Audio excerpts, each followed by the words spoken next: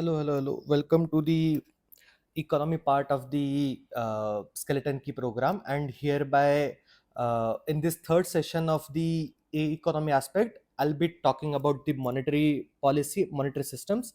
And here, my flow would be like I'll be first discussing what the money is, how actually like money works in, what are different types of money, and then after that I'll be talking about various instruments of monetary policy that exist in India, which is like the most important part. Every year like at least two questions come from this aspect. And also I'll be talking about institutional mechanisms of monetary policy in India. And additionally I'll be covering uh, in a bit detail how does like actually monetary policy transmission functions not only in India but across the global e- economies. What role does money play in, and how, why, I mean, the study of money, the study of monetary policy or management of monetary policy is of highest importance when we deal with inflation, when we deal with development, when we deal with growth, when we deal with like some sectoral impetus to certain aspects of the economy and so on. First and foremost, you need to understand that uh, monetary system or the money actually like comes from the fact that it is a medium of exchange.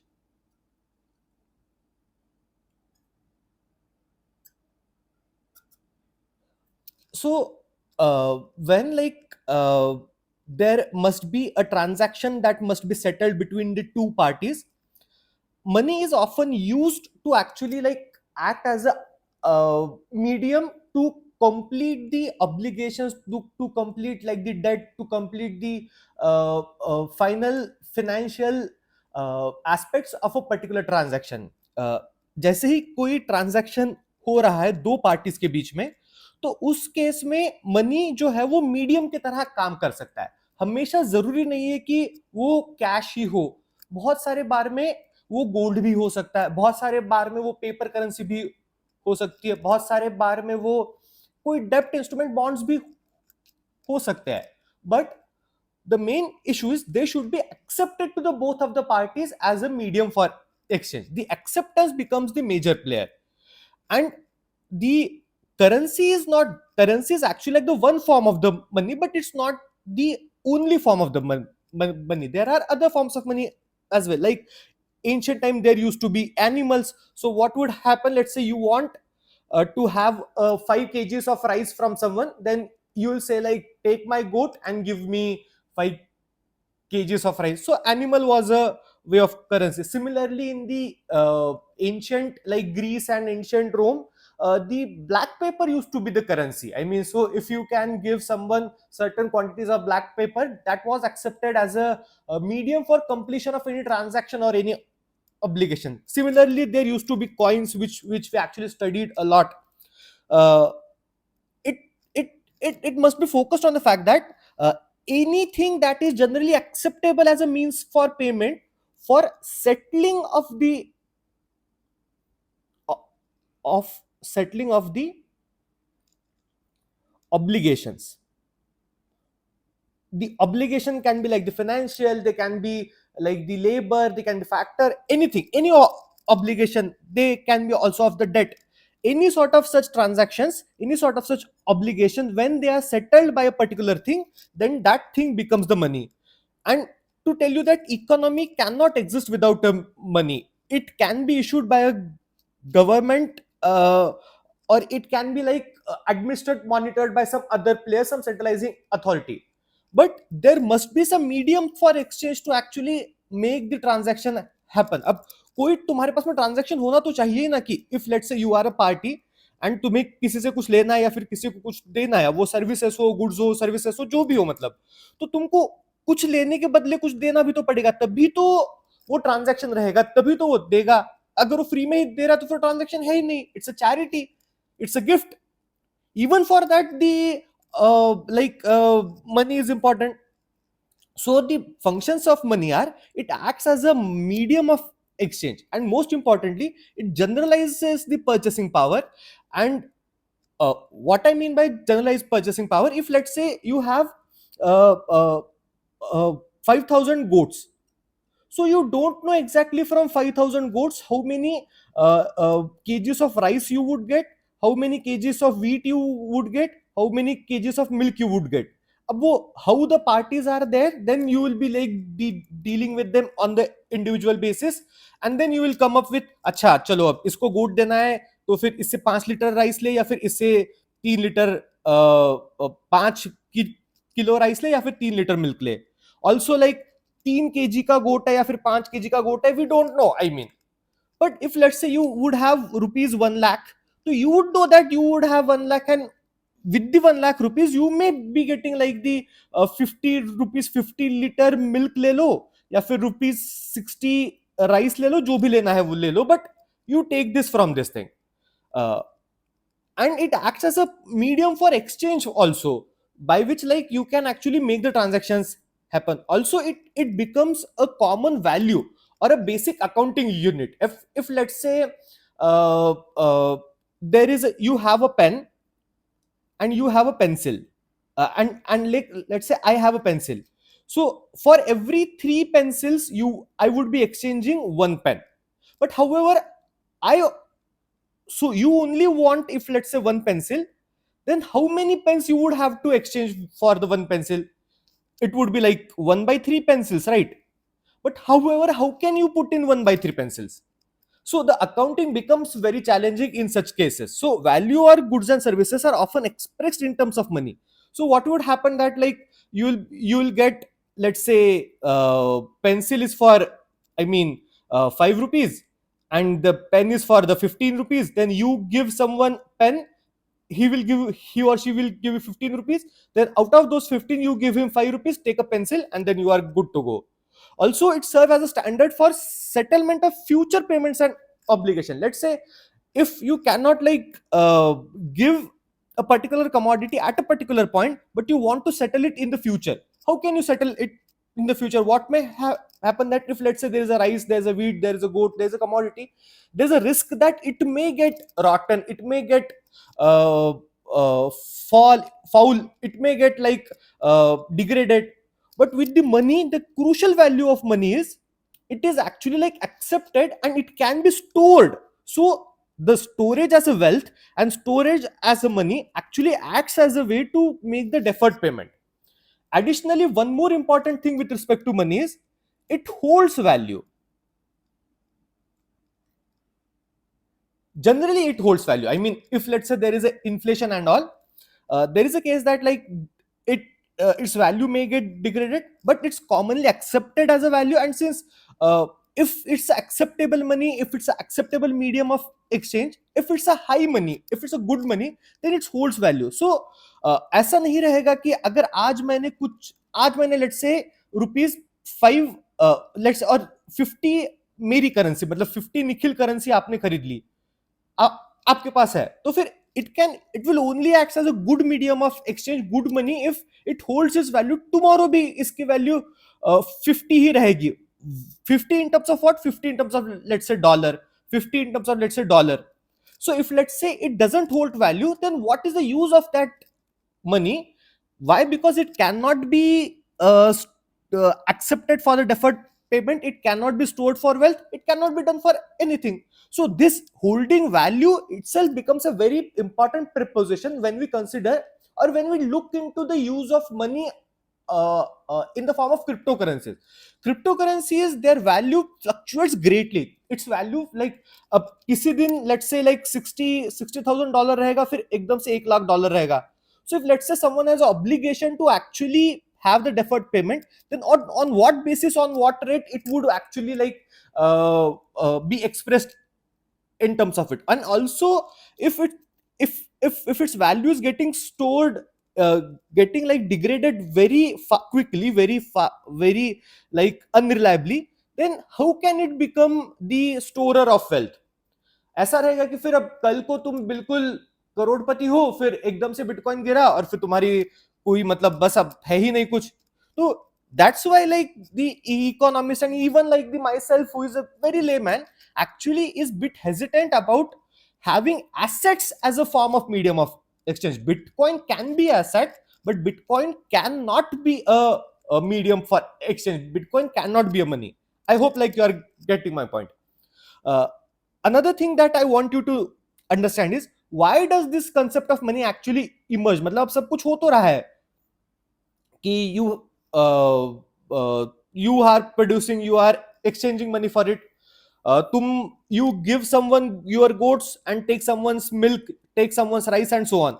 But however, in that case, you actually need to have double coincidence of wants. What do I mean? If let's say you have only goats and if let's say someone has rice, so transaction could only happen if the one who actually has rice wants goats and the one who has goats actually wants rice. So only if there is a double coincidence of wants, the want for rice and want for uh, uh, the goat must actually come in place at a single place. But अब let's say किसी को Nivea का moisturiser चाहिए, किसी co dot and की का चाहिए, किसी को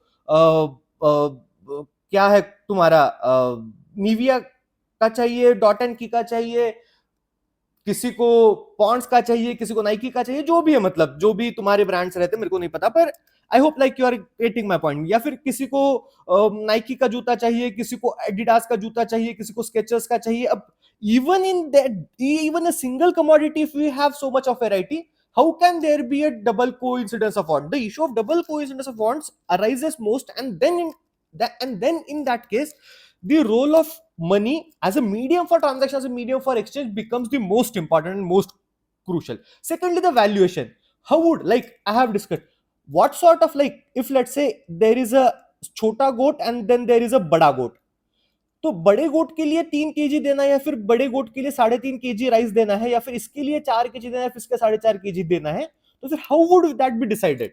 we don't know actually like the valuation for it. Like the carpenter, if he wishes to sell the chair, and then so sale is a transaction, but how much should be the value for the chair? And in form of chair, what he can get, like 5 kg rice लेगा, 5 kg wheat लेगा या फिर 5 kg तूर दाल लेगा, फिर उसमें भी you need to have double coincidence of what. So that's why like medium money as a medium of exchange becomes very important. While talking about money, there are many types of money.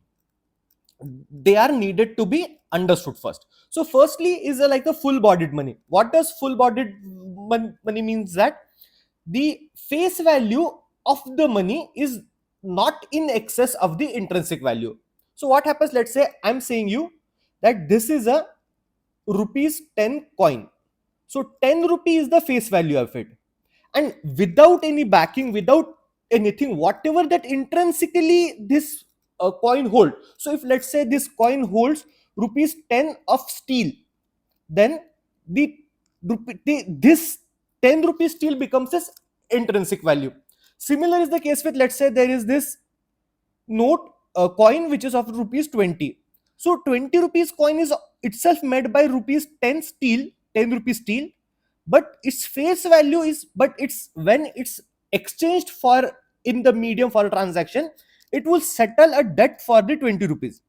Let me tell you again, ये 20 रुपए का coin है, इसमें जैसे 10 रुपए के coin में 10 रुपए का स्टील लग रहा था, उसमें ही 20 रुपए के कॉइन में भी 10 रुपए का ही स्टील लग रहा है, बट इसकी फेस वैल्यू 20 रुपए है. क्यों? क्योंकि अगर मैं इसको किसी को देके कोई गुड्स लेना चाहूंगा, कोई डेट सेटल करना चाहूंगा, तो फिर ये 20 रुपए की डेट सेटल करेगा, 20 रुपए के गुड्स देगा, 20 रुपए की सर्विस देगा मेरे को. पर बिना इस फेस के, इस पर 20 लिखे हुए बिना, इसका जो एक्चुअल इंट्रिंसिक वैल्यू है वो 10 ही है. So what does full bodied money mean? It's money where more or is equivalent, is more or less equivalent to as to the value of commodity. So like the gold coins, gold coin जितने उस पे कुछ भी लिखा हुआ हो, gold की value जितनी है उतनी ही वो होल्ड करेगा. So value of money is equal to value of commodity.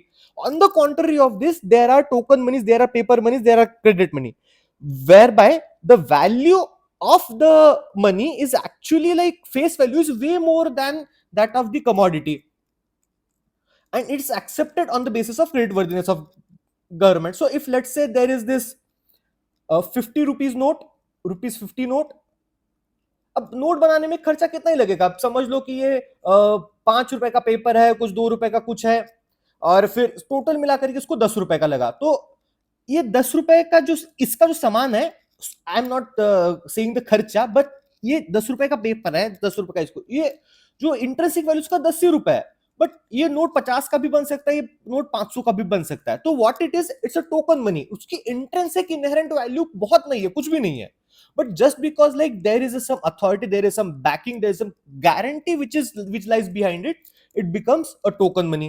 Then there is a representative full bodied money. मतलब क्या है कि अब let's say कि type of token money कि जिसके पीछे कुछ backing है, equivalent amount of gold and bullion by the issuing authority. अब कैसे, if let's say I am an RBI and I am getting the token currency of let's say 200 crore, तो whenever like I print 200 crore के note, I buy rupees 200 crore का gold with me. What that will do, if let's say someone who is a Sam is a US citizen, Sam does not believe in Indian government. What does Sam do? Sam gets 1 lakh rupees from someone and Sam says that I don't believe in your money. What I want is I want its value. Sam goes to the RBI. What does RBI would do? RBI इसमें से 1 लाख रुपए को gold लेगा, उसको दे देगा. This representative full bodied money means that there is a like backing for it, and only government has that value of gold and silver which is issuing. And generally matlab earlier used to be like this representative full bodied money system, but अब ऐसा नहीं है, अब तो पूरा ही पूरा token paper money चलता है. Then there is a convertible money. So in this case the Sam was having the convertible money. Then there is a non-convertible money. What does it mean? That it cannot be converted to gold and silver. These are not important. Only these three terms are important. Additionally, there is a Gresham's law which actually becomes very significant. So when like there are both are legal monies, both are token monies, both are legal tenders. Let me first discuss what's fiat money and what's legal tender money. So fiat money is that part of money which is like it's a type of money which is actually which is actually like accepted on the basis of trust in the issuing authority, and also like it serves as a on the basis of fiat, like which is a trust and on the basis of order of the government. On the contrary, legal tender money is also like the money, but it's a status. So fiat money is a type of money, but legal tender is a type, is a status of a money. So fiat money becomes the legal tender when there is a legal compulsion or legal obligation of its use for the settling of debt. Let me explain it one more time. Fiat money is that money which is actually like formed, printed, or is in circulation on the basis of trust that people have in the issuing authority. It is issued by the order of the authority or the government. It becomes a legal tender when the fiat money cannot be rejected for settling of the debt or settling of the obligation. There is a law for it, there is a mandate for it to accept that money. अगर आपके पास में कोई एक fiat money है जो government ने issue करा है और आपने ये उसलिए लिया क्योंकि आपका उस गवर्नमेंट पे ट्रस्ट है, तो जरूरी नहीं है कि हमेशा ही वो लीगल टेंडर है. Why? because what happens that if let's say you do have a dollar can be a fiat money in India. Why? Because yes, you do have a trust in US government and you do know that government of United states of America wouldn't like मतलब कुछ डूबेगा नहीं, वो हमेशा ही तुम्हारे पास में जो $100 का obligation है वो करेगा ही करेगा. पर इंडिया में वो लीगल टेंडर हो नहीं सकता क्योंकि उसके लिए लॉ नहीं है. इंडिया में लीगल टेंडर कौन सा है? जो गवर्नमेंट ऑफ इंडिया ने जो फिएट मनी प्रिंट करा, या फिर आई एम सॉरी, जो आरबीआई ने जो गवर्नमेंट जो फिएट मनी प्रिंट करा है वो आप लेने या फिर ना देने के लिए नकार नहीं सकते, पर आप डॉलर लेने या फिर देने के लिए आप नकार सकते हो. You don't have any obligation to use the dollar for settling of debt. I hope like I am clear with this. Between the fiat money, though they are used synonymously, but fiat money becomes legal tender when there is a law for it and when there is a legal compulsion, legal obligation for its use to settle debts in the money transactions or like to settle obligations and so on. So Gresham's law, now let's get back to the Gresham's law. Gresham's law says that when both are legal tenders, it says that bad money drives out the good money from the circulation. What does it mean? That like let's say there are two currencies with different intrinsic values. Uh, uh, both are legal tenders, both are, or let's say, fiat monies. So what they will do, the low intrinsic value currency would be spent and high intrinsic value currency would be holded. इसका बहुत अच्छा example है पाकिस्तान या फिर श्रीलंका में. The as soon as there was economic crisis in Sri Lanka, what happened? People started spending Sri Lankan currency a lot more, and the value of Sri Lankan currency started gradually decreasing a lot, and a lot compared to what the dollar. I'm sorry, let me have the water, please.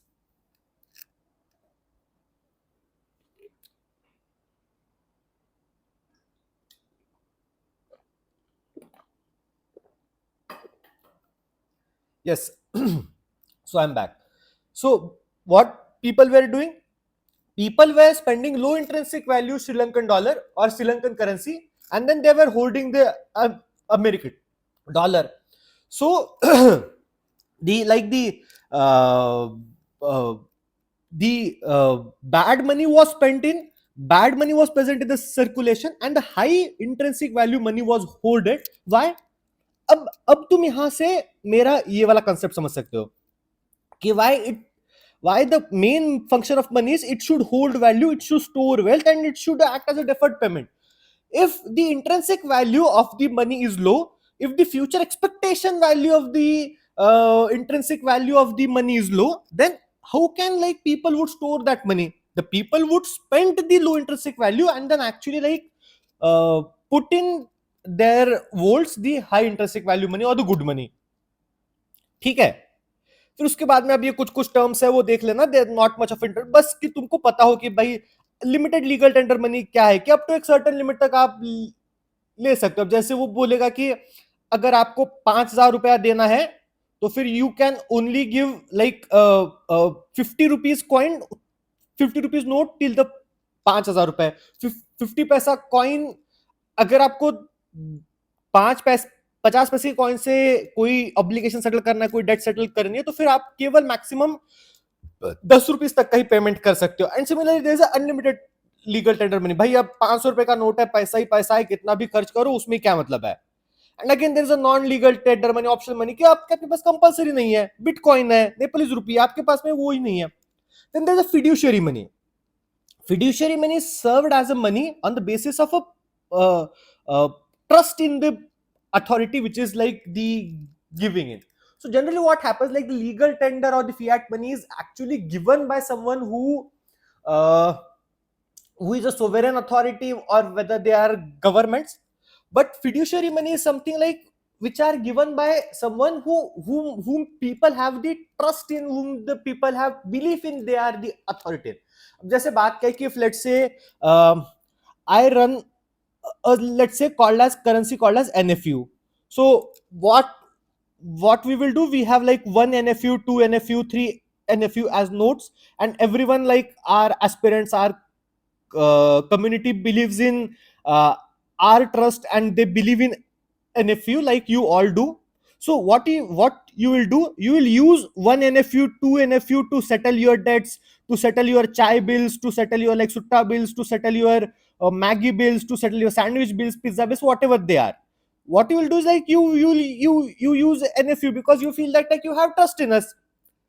I hope like you got the point. Then there is another one thing which is very important, which is the plastic money. So it refers to the debit cards and credit cards. So what happens? Let's say I have a Amex credit card and I have a credit limit of rupees 18 lakhs over there. Do I have a 18 lakhs with me? Having 18 lakhs means that I have purchasing power of 18 lakhs. Whether like I have to pay them or not, that does not matter. I mean, that's another ball game. But having 18 lakh rupees as a purchasing power means that I have a money of, let's say, like the 18 lakhs. And that actually is a plastic money. Do I have it in cash? Do I have it in bank? Do I have it in, let's say, assets? No, that's not the case. I have it in my credit card or in my debit card, whatever may be the case. That's called as a plastic money. Just only you need to know these things. Before moving forward, you need to know like certain things, because to understand how does like the monetary supply and monetary aggregate works in, you need to know few terms. Firstly, if let's say you have a bank, then in that bank, in the balance sheets of the bank, the deposits someone put in are actually bank's liabilities. So there is this Shruti. What the Shruti does, Shruti has 1,000 rupees with her, and then she goes to bank and she deposits that money in the bank and gets a slip of deposit. So this 100 rupee becomes a liability for the bank. However, what happens, like let's say me Nikhil, I want to buy a Thar. What do? I go to the bank. I ask banks. Let's say I want rupees 20 lakh loans. Bank sees Nikhil is a good guy. Nikhil has a good CIBIL, and banks gives me rupees 20 lakh loan. So though for me it's a debt, for me it's a liability. I need to pay that regularly at uh, timely payment cycle. But for bank it's a asset. Why? Because bank will generate certain income from it, the interest income. So though bank is lending me 20 lakh rupees, bank will get from me 24 lakh rupees over the period of 7 years or 4 5 years. I hope like this concept is absolutely clear for you, because if this concept isn't clear, then I think everything for the future becomes very difficult. You must know this thing. I hope like this is clear. What are assets and what are deposits, what are liabilities for the bank. Additionally, there are types of bank accounts. First are like the savings account, which generally like you, me, my father, your sister, your girlfriend, they all hold. They are like the savings account, and they are generally with the household, and there are certain restrictions on it. Abhi kaisa hai ki, let's say if you want to deposit cash, you can only deposit rupees 2 lakh rupees without any charges, and then after that like rupees 10 lakh rupees uh, overall in your bank account. Also like there are certain withdrawal limits. You can only withdraw rupees 1 lakh rupees a day. If late से तुम्हें कल को शादी करनी या फिर भाग के जाना है और ज्वेलरी बनानी है, रुपीज 50 लाख रुपीज चाहिए, तो there are certain restrictions, you can not do it. Another thing is that you, when you deposit money in your account, you do get interest. uh, and what used to happen, the interest rate for the money that you deposit in the saving account, earlier they were mandated by RBI, but now they are left to individual banks. Up to them it should decide like कितना पैसा तुमको देना है, and depending upon like उनकी balance sheet कैसी है, उनको कितना अग्रेसिवली कस्टमर में पुश करना है, उनका मार्जिनल कॉस्ट ऑफ लेंडिंग कितना है. So what's that marginal cost of lending rate, marginal cost of lending कितना है उनका, उस हिसाब से they will put a they will give you savings interest. Then there is a current account which is used by business. They are like majorly for the uh, settling of transaction for like business activities and so on. इनमें interest almost zero रहता है, but इसमें deposit और withdrawal पे कोई restriction नहीं रहता. So these are like the demand liabilities. But then there are also some time liabilities, which are like the recurrent deposits and fixed deposits. So fixed deposit में कैसा है कि you cannot go in someday and say कि मेरे को fixed deposit चाहिए. नहीं, there is a time to which कि ये deposit 5 साल बाद mature होगा, ये deposit 7 साल बाद mature होगा. So this time is actually like the time deposit, and they are like usually hold by anyone, and they are of the high interest compared to the saving account. Why they are of the high interest? Because banks have a surety that you are not gonna ask for this deposit from me for like let's say next 5 years, so I can lend this money to some other person and earn income from it for the longer time. So this time deposit, this longer duration gives a bit of flexibility, gives a bit of added advantage to the bank. That's why the interest rates are higher in this context.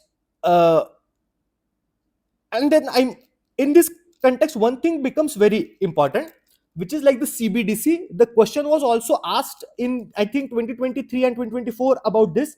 So we have seen about like what's the fiat money, what's the token money, what's the legal tender and all. So there is a quite imperative to know what CBDC is. So in, I think, budget 2023 or 2024, they amended the section 2020, section 22 of the RBI Act 1934 to add digital currency as a part of definition of a money in India, and it was recommended on the basis of SC Garg committee. What it is, these are actual legal tenders, but only that they are not in the form of note, but they are in the form of your digital currency. So you will have a wallet, and like the wallet you have in your pocket, you will have a wallet in your mobile in a digital medium. And what they will have, they will show like, देखो मेरे पास में यहाँ पे 510 rupees है, तो 510 अभी किसी wallet में नहीं है, किसी बैंक अकाउंट में नहीं, कहीं पे भी नहीं है. They are actually the digital notes that you have. Remember, they are not in bank account, they are not anywhere, I mean they are not with any private payment aggregator or anything. They are exactly the note in your CBDC wallet, and they are directly the liability of the RBI. They are like the sovereign and RBI liability. In case of bank accounts, so if let's say you would ask me that Paytm है, तो फिर Paytm में कैसे, Paytm में भी तो मेरे पास में पैसे है, तो फिर how does that differs from the CBDC. Paytm में जो पेटीएम कैश या फिर स्विगी कैश है या फिर अमेजॉन पे कैश है, what ever that money is, that money only is the liability of the Amazon to you, but CBDC is liability of the RBI or the sovereign government to you firstly. Secondly, you would say that sir मैं UPI से भी तो पैसे भेज सकता हूं, but the amount of transaction that you are doing from the UPI, they are done from bank falana bank to Bistana bank, I mean bank A to bank B. However, the CBDC transactions are done just like the our cash transaction. तुम मेरे को पैसे दो sir, ले लो, आप बहुत मेहनत करते हो, थार ले लो, तुम अपने CBDC से मेरे CBDC में भेज दो, हो गया, फिर अपना ट्रांजैक्शन रहा. There is no bank intermediary in it, no bank intermediary. So it's actually like a legal tender, and also it's a programmable. What does programmable mean? You can develop an algorithm behind it कि चलो भैया इतने इतने लोगों को इतने इस time पे पैसा देना है, आप कोड लिखो और इस वॉलेट को बता दो, वॉलेट पैसा दे देगा. देन इट्स अ डिजिटल, नाम में ही डिजिटल है तो फिर डिजिटल तो रहेगा ही. And there is a traceability. How the traceability is like, you would know from this account, this wallet, where did this note go, then where did this note go, and then where did this note go, you would actually know it. So there is a traceability for it. But however, like I told, there are no bank intermediaries in between it. Economists have argued that this may lead to the decrease in deposits that banks have, since people would prefer to have their money in the form of CBDC when they want it digital. And what that would mean that if let's say bank के पास में तुमने किया, तुम्हारे पास में CBDC है, you से कि अब मैं CBDC में ही पैसे रखूंगा, I don't want to keep that money in the banks. So amount of money, amount of deposits that bank would be getting, they actually get reduced.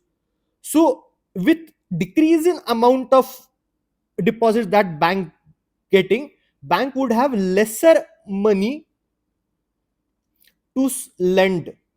So if banks have lesser money to lend, what would bank do? Bank would only lend to those who have highest credit rating.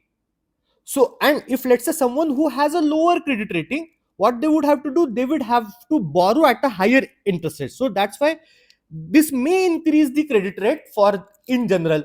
And then there, of course, due to traceability, there are issues of data and privacy. I hope like this covers all of it. Then there are like the demand liabilities, and then there are time liabilities with the bank. So time liabilities are like some portion of the time liability of the savings account, like you won't be getting it this time, but you will be getting that money in let's say 30 days, 60 days, or some other time. And then there are like the fixed deposit based time liabilities, and then there are current accounts and savings account where there are demand liabilities. You can go there and you can ask for your money anytime. And of course, there are post office savings accounts as well. Here the central government is the owner of it, and what they do is they generally don't use these funds for lending, but rather what they do is they actually use these funds for the developmental activities. If you would know that, like, there are certificates like the Kisan Vikas Patra. So government says that the proceeds, or they use this money for the development of agriculture and for the development of farmers. uh, in post office, you generally open the savings account, you can open RDs and you can open FDs, but there aren't like current accounts prominent.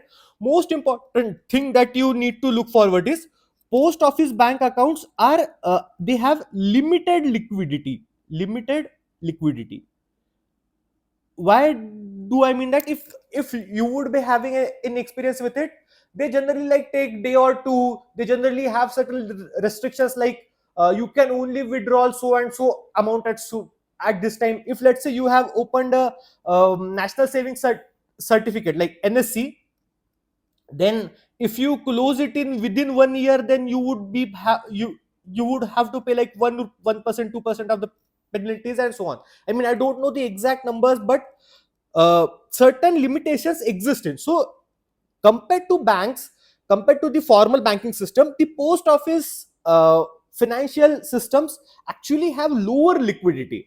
However, they are assumed to be of the higher security, of the higher trust. Why? Because the central government is the owner, and generally they don't lend the funds, so the credit risk associated with your deposits is very limited. Rather, only the sovereign risk is there. Next thing is, I want you to know a bit about money supply. So what is money supply?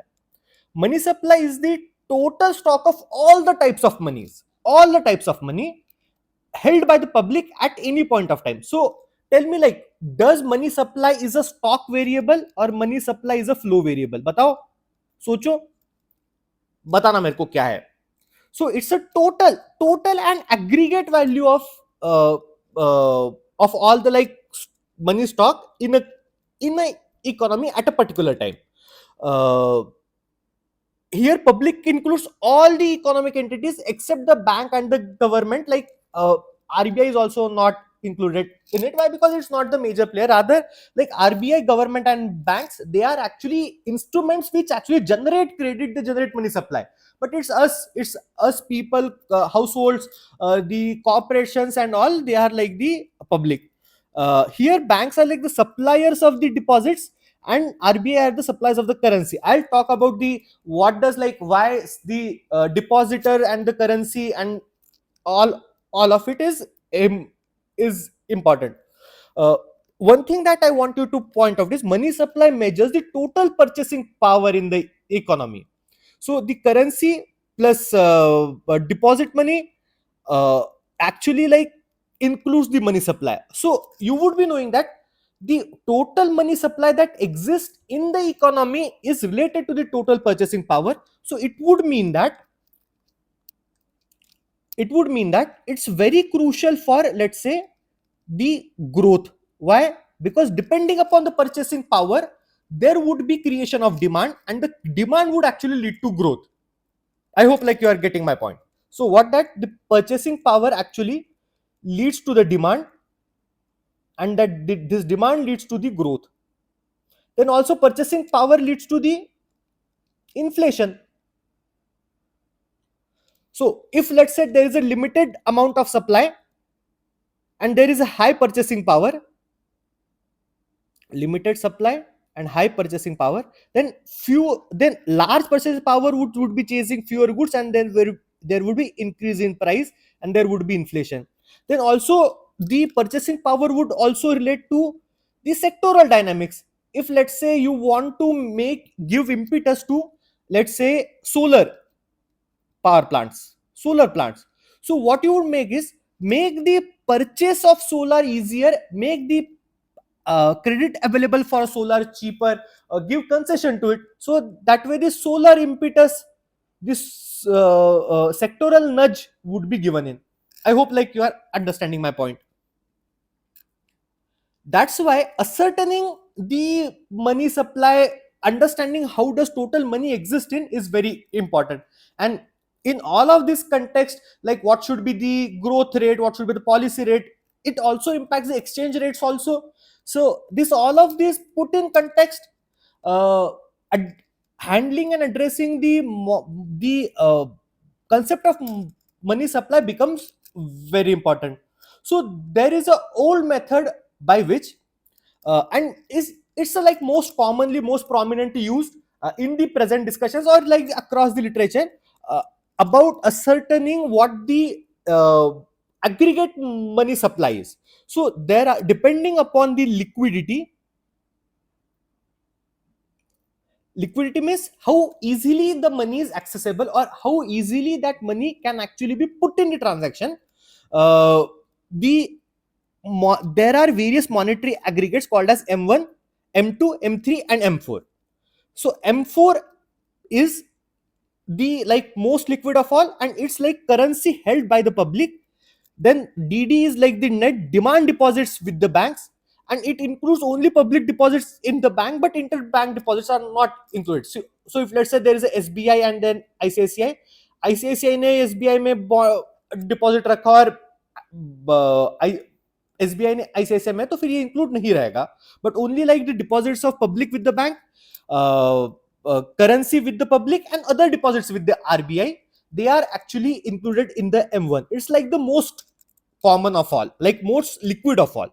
Then there is M2, which includes not only like the M1 but also like saving bank deposit with the post office. So M2 is highly liquid, but it's not 100% liquid. Why? Because there are certain restrictions in the post office savings things.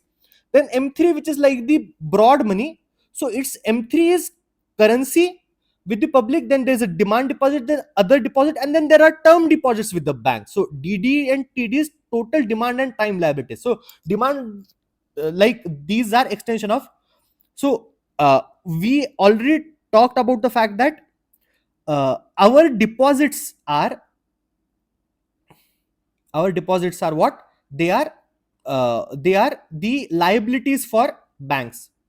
So demand deposit क्या है कि जो हमारे savings account में या फिर हम जो डिमांड में मांग सकते हो, डिमांड लाइबिलिटीज है, और जो टाइम मतलब फिक्स डिपॉजिट्स है, आरडीज है, सर्टिफिकेट ऑफ डिपॉजिट्स है, वो टाइम लाइबिलिटीज है. बस इसमें इतना कुछ ज्यादा दिमाग लगाने की जरूरत नहीं है.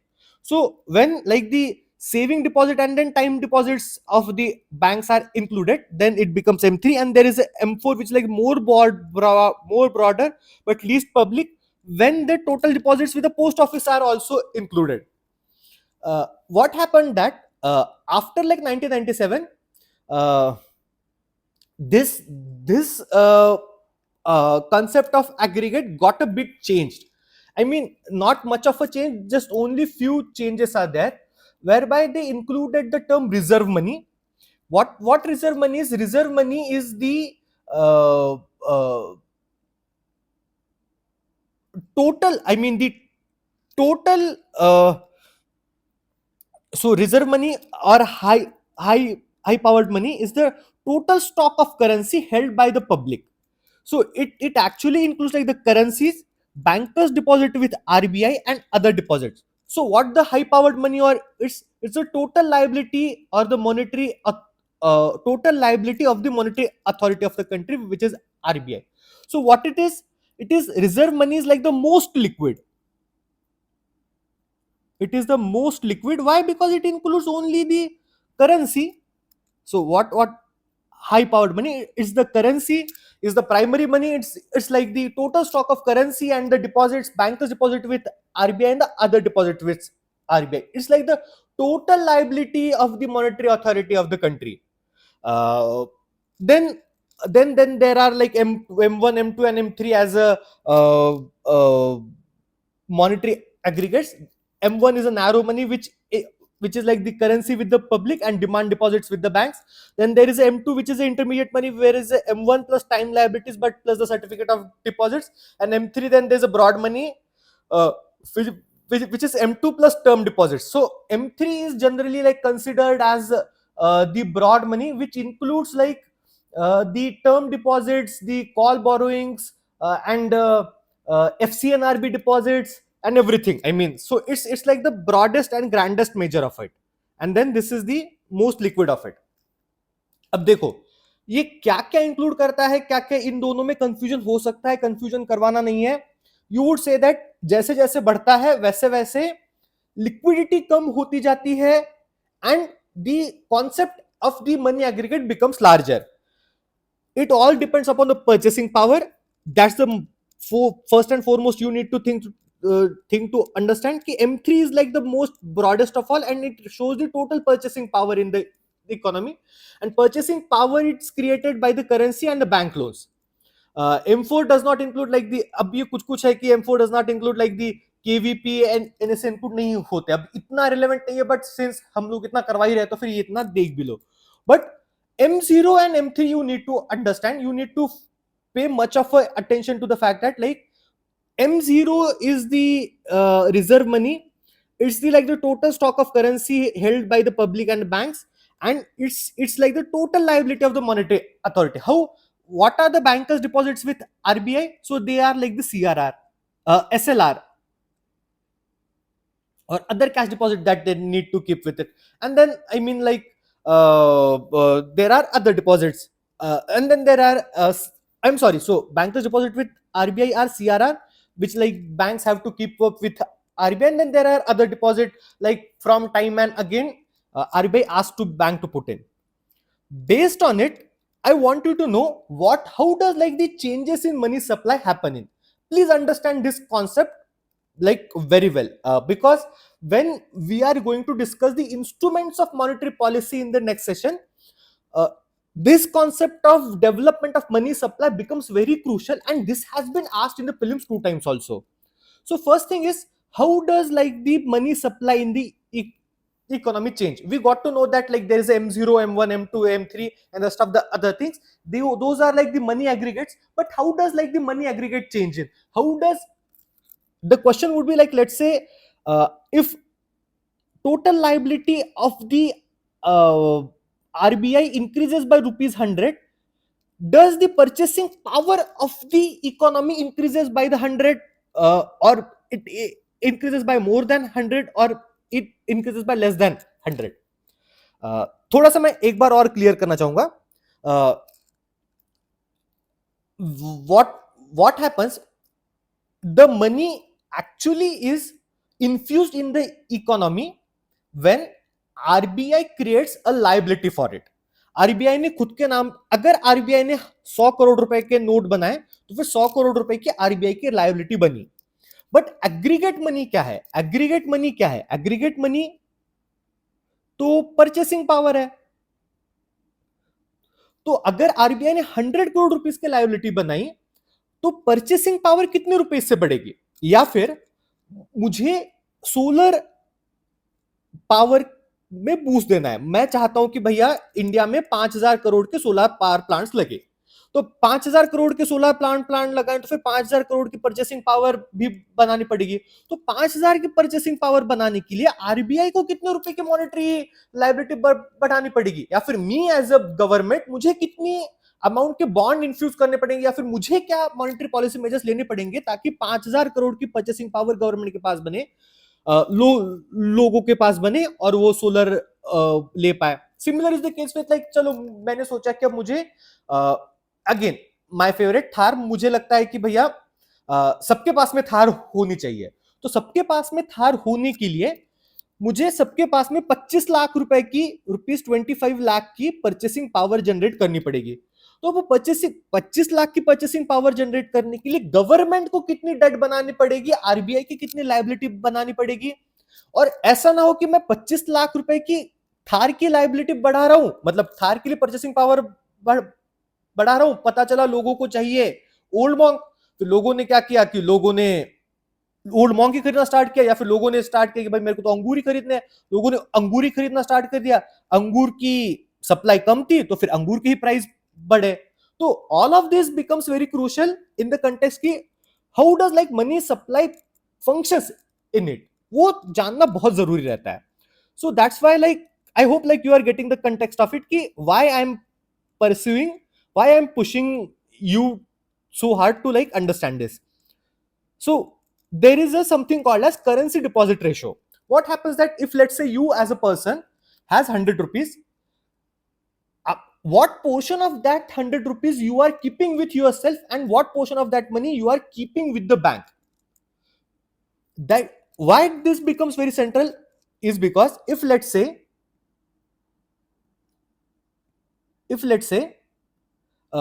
when you deposit in bank, you earn certain interest, you get certain loans, you have like certain benefits. So what happens, you making a decision to deposit your money in bank is actually driven by your interest motive. However, when you keep your money in cash, you actually like have opportunity cost of losing out on interest. So that's why this currency deposit ratio becomes very crucial. Then there is a reserve deposit ratio. So what happens for the bank? So if let's say you have gone to the bank and तुम्हारे पास में 100 रुपए है, you deposit 50 rupees in the bank and you keep 50 rupees with yourself. So currency deposit ratio would be of the one, 50/50. Deposit CU upon DD. मतलब तुमने कितना deposit किया, कितना तुम्हारे पास है. Then there is a reserve deposit ratio. So portion of deposits which of total deposit which banks keep as a reserve. So what happens, you are a bank, तुम घर से तो पैसा नहीं दोगे किसी को इंटरेस्ट दे रहे हो, तो what you do is you take certain deposits from people and then you lend out to them. तुम लोगों को 7% पे एफडी पे इंटरेस्ट रेट देते हो, you give interest to the people at 7% for the deposits and then you give loans to people at 9%. So this 2% is actually called as your spread, and this spread is your interest earning. But if let's say you have 100 rupees of deposit, you cannot totally lend those 100 rupees. Why? Because you need to keep certain reserves to actually make yourself liquidate, to make yourself like comfortably in liquid, to make yourself like to reduce your risk of being bankrupt and so on. So we'll see when we'll discuss about banking, but you need to put certain cash deposit with yourself as a reserve. So with themselves you put as in cash vaults, or you put them in deposits with RBI. In the context of it, these two ratios. So there is, so let me first tell you how actually is credit or how actually is money created in the economy. So what happens, you are an RBI and you have an intention of infusing rupees 100 in the economy. So what would you do? There is a seller, you would ask the seller to sell you either gold or the bonds of 100 rupees. Then you buy from the seller 100 rupees of bond and you give him a check, and you have infused 100 rupees of liability. You have given 100 rupees of check to the seller, so that way you have injected the money. Again, I like, on the basis of request I am explaining you in Hindi also. तुम RBI हो, तुम्हें 100 rupees का money infuse करना है, तो फिर you find a seller. तुम seller को बोलते हो कि भैया मेरे को 100 रुपए का तुम्हारा गोल्ड दो या फिर 100 रुपए का तुम्हारा बॉन्ड दो, जो भी तुम्हारे पास है, और तुम मेरे से चेक ले जाओ 100 रुपए का, जिसके सहारे मैं मनी इंजेक्ट करूं. तो सेलर के पास में, सेलर ने आरबीआई को गोल्ड या फिर बॉन्ड दिए और आरबीआई से 100 रुपए का चेक लिया. सेलर गया बैंक के पास में. Seller went to the bank and seller asked the bank to encash the check which was given by RBI of the 100 rupees in his name. ठीक है. तो here what happened, in the initially RBI का liability only increased by the 100 rupees. Why? Because in the beginning RBI only gave 100 rupees of check to the seller. Then what does bank would do? Bank would take the 100 rupees of that check, and bank would actually give 50 rupees of cash to the seller, and bank would keep 50 rupees of deposit with himself or herself. Why? Because let's say there was this currency deposit ratio of 1 was there. Which one? This currency deposit ratio of 1 is there. What the seller would do? Seller has a claim of 100 rupees from the bank, but due to CDR being 1, assumed CDR being 1, seller only takes out 50 rupees and seller keeps 50 rupees at deposits with the banks. So banks asset increased by 100. Why? Because bank has the 100 rupees check of the RBI. Bank RBI owes bank 100 rupees. However, bank's liabilities increased by rupees 50. Why? Because like the bank's 50 rupee deposit of the seller is there. However, bank's asset also decreased by 50 rupees. Why? Because like the 50 rupees cash was given to the seller. Now what happens? With this 50 rupees, bank keeps 10 rupees as a RDR. Remember, there was 100 rupees of this created by it. Then and then there was this 50 rupees of liability which was created with the bank. Bank, what bank would do? Bank has the deposits. Now bank needs to generate some income, some profit from it. So what bank would do? Bank, with this liability, bank would convert this liability to the asset.